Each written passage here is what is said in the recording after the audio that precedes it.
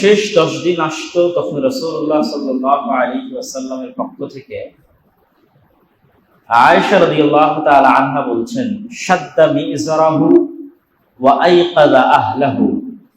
শেষ 10 দিন আসলে আল্লাহর নবী শক্ত করে লুঙ্গিতে কাঁচা মারতেন, অথবা গ্রামের মহিলারা যখন আঁচল কোমরে বাঁধে শক্ত ভারী কোনো কাজ করার জন্য, আর গ্রামের পুরুষেরা যখন লুঙ্গিতে কাঁচা মারে, আঞ্চলিক ভাষায় বলে লেংটি মারা।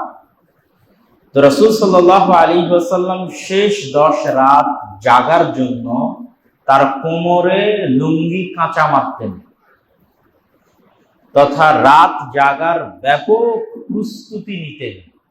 সেটাকে এইভাবে বলা হচ্ছে যে যেন একটা ভারী কঠিন কাজ করার জন্য যেমন মা বোনেরা আঁচল বাঁধে কোমরের সাথে, আর পুরুষেরা লুঙ্গিতে কাঁচা মারে, তো রাসূল সাল্লাল্লাহু আলাইহি ওয়াসাল্লাম এই শেষ 10 দিনে বড় ব্যাপক প্রস্তুতি নিয়ে মাঠে নামতেছেন। যে শেষ 10 দিনে এত প্রস্তুতি কেন? লাইলাতুল কদর পেতেই হবে যে কোনো মূল্যে। এত বড় নেয়ামত, আল্লাহর এত বড় দয়া অবহেলায় পার করা যাবে না। এত শ্রেষ্ঠতম রাত পৃথিবীতে আর আসবে না। খায়রুম মিন আলফি শাহর, যা 1000 মাসের সমান নয়, 1000 মাসের চাইতেও শ্রেষ্ঠ। তানাজ্জালুল মালাইকাতু ওয়ার রূহ, যেই রাতে আসমান থেকে এত বেশি পরিমাণে ফেরেশতা অবতীর্ণ হয় যে পৃথিবীর কোনো ধূলিকণা বালিকণা বাকি থাকে না, যেই ধূলিকণা বালিকণার সাথে কোনো না কোনো ফেরেশতা না থাকে, তথা পুরো পৃথিবী রহমত এবং বরকতের ফেরেশতায় ছেয়ে যায়। এত অত্যধিক পরিমাণের ফেরেশতা সেই দিন আসমান থেকে দুনিয়াতে অবতীর্ণ হয়। সম্মানিত উপস্থিতি, এইরকম শ্রেষ্ঠতম এক রাত যেন মিস না হয়, এই জন্য পৃথিবীর সর্বশ্রেষ্ঠ নবী তার পরিবার পরিজন সহ আপ্রাণ চেষ্টা করে রাত জাগতেন। আর রাত জেগে লাইলাতুল কদর পাওয়া যেন সহজ হয়, এই জন্য ইতিকাফে বসতেন। এটা রাসূলুল্লাহ সাল্লাল্লাহু আলাইহি ওয়াসাল্লামের সুন্নাত যে তিনি মরার আগ পর্যন্ত ইতিকাফ করেছেন। ইতিকাফ করলে লাইলাতুল কদর পাওয়া সহজ, কেননা দুনিয়ার সব কাজ থেকে সে মুক্ত। আর আজকের যুগের ইতিকাফ তখনই ইতিকাফ বলে গণ্য হবে যখন আপনি মোবাইল ফোন থেকেও মুক্ত থাকবেন, ফেসবুক, ইউটিউব, টুইটার, ইনস্টাগ্রাম থেকেও মুক্ত থাকবেন। অন্যথায় আজকের যুগের ইতিকাফ বলে গণ্য হবে না।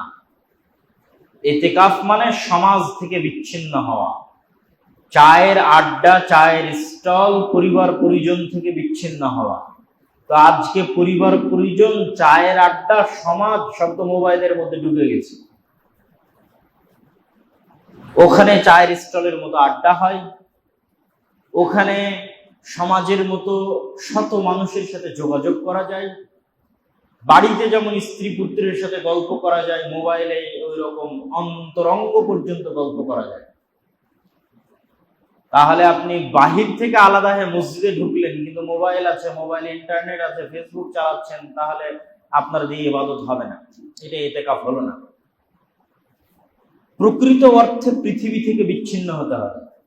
আর প্রকৃত অর্থে আজকের যুগে পৃথিবী থেকে বিচ্ছিন্ন হলে আগে মোবাইল থেকে বিচ্ছিন্ন হতে হবে। এটা আজকের যুগের প্রকৃত বিচ্ছিন্নতা। তারপরে আপনি দুনিয়া থেকে বিচ্ছিন্ন হয়ে মসজিদে আসেন। 10 দিনের এই চেষ্টা আপনার অন্তরকে অনেক তাকওয়া এবং পরহেজগারিতায় পরিপূর্ণ করে দেবে। আল্লাহ ভীতি এবং আল্লাহ ভীরুতা আপনার মধ্যে কাজ করবে।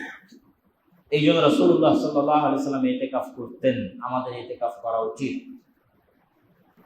এটা সহিহ হাদিস দ্বারা প্রমাণিত। আলবানী রাহিমাহুল্লাহ এই হাদিসকে হাসান এবং সহিহ বলেছেন।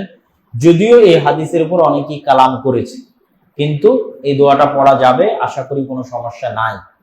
এবং দোয়ার অর্থের মধ্যেও কোনো ত্রুটি নাই, যে আল্লাহুম্মা ইন্নাকা আফুউন, হে আল্লাহ আপনি ক্ষমাশীল, তুহিব্বুল আফওয়া, ক্ষমাকে ভালোবাসেন, ফাআফু আন্নী, আমাদেরকে ক্ষমা করে দেন। অর্থের মধ্যেও কোনো ত্রুটি নাই। শবে কদর 26 তারিখ রাতে পালন করা যাবে কি? রমাজানের প্রত্যেক রাতে লাইলাতুল কদর হওয়ার সম্ভাবনা আছে। শবে কদরের নামাজ কত রাকাত এবং কিভাবে করব আজকে আলোচনা করে ফেলেছি। রমাজান বা রমাজানের বাইরে রাতের সালাত 11 রাকাতের বেশি নয়। এখন যে বেশি করতে চায় সে কি দিয়ে বেশি করবে? সালাত লম্বা করে বেশি করবে। বুঝেননি মনে হয় আমার কথা? যার ইবাদত বেশি করার শখ, যেই মাত্র 8 রাকাতে ইবাদত, জি না 8 রাকাত ইবাদত না, তুমি 8 রাকাত আল্লাহর নবীর মতো করে আদায় করো, তারপরে এসে বলো যে 8 রাকাত ইবাদত কিনা, যে আমি বেশি আদায় করতে চাই, 20 রাকাত আদায় করবো। জি না, আপনি বেশি আদায় করতে পারবেন এই 8 রাকাত কি বেশি করেন, লম্বা তেলাওয়াত, লম্বা সালাত দিয়ে, লম্বা তাসবিহ, লম্বা রুকু, লম্বা সিজদা দিয়ে। রমজানের 27তম রাতি কি নিশ্চিত শবে কদর? জি না, রাসূল সাল্লাল্লাহু আলাইহি ওয়াসাল্লাম বা আল্লাহ সুবহানাহু ওয়া তাআলার পক্ষ থেকে নির্দিষ্ট কোন রাতকে লাইলাতুল কদর বলা হয়নি। আল্লাহর নবীকে একবার জানিয়ে দেওয়া হয়েছিল, 2 জন সাহাবীর ঝগড়ার কারণে তিনি ভুলে গেছিলেন, তারপর থেকে আর জানানো হয়নি, ওভাবেই উজ্জ্ব রেখে দেওয়া হয়েছে। রাসূল পুরো রমজানে লাইলাতুল কদর 100% আছে, রমজানের শেষ 10 দিনে 90% আছে, শেষ 10 দিনের বিজোড় রাত্রিতে আরো 95-90% আছে, আর 27, 21 এগুলো আলাদা করার কোনো সুযোগ নেই। ফরজের ইবাদতে আল্লাহ বেশি সন্তুষ্ট হয় সুন্নাত নফলের চাইতেও। কিন্তু আমাদের দেশের মানুষ কি করে? আমাদের দেশের মানুষ সুন্নাত আর নফল নিয়ে ব্যস্ত। এই যে 27 রমজানের রাতে দেখবেন এই মসজিদ পরিপূর্ণ হয়ে গেছে, ফরজ নামাজে কাউকে পাবেন না, কিন্তু যে ফরজ নামাজে উপস্থিত হয়েছে ওই সবার আগে জান্নাতে চলে যাবে। কেন? 27 রমজানের রাতে যে উপস্থিত হয়েছে আর ইবাদত কবুল হবেই তখন যখন ফরজে উপস্থিত থাকে। ফরজ আগে, শুধু ফরজ দিয়ে মানুষ জান্নাতে চলে যাবে, শুধু ফরজ।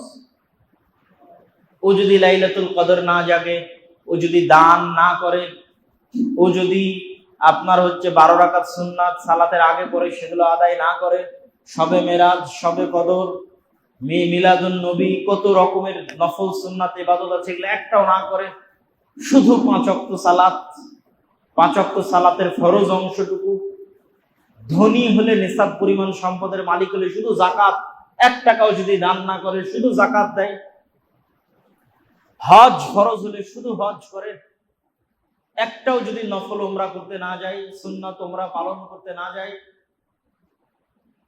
রমজান মাসে শুধু সিয়াম পালন করে, সোম, বৃহস্পতিবার, আরাফা কোনো সিয়াম পালন না করে, শুধু রমজান মাসের সিয়াম পালন করে, এই ব্যক্তিকে জান্নাতে যেতে কেউ বাধা দিতে পারবে না।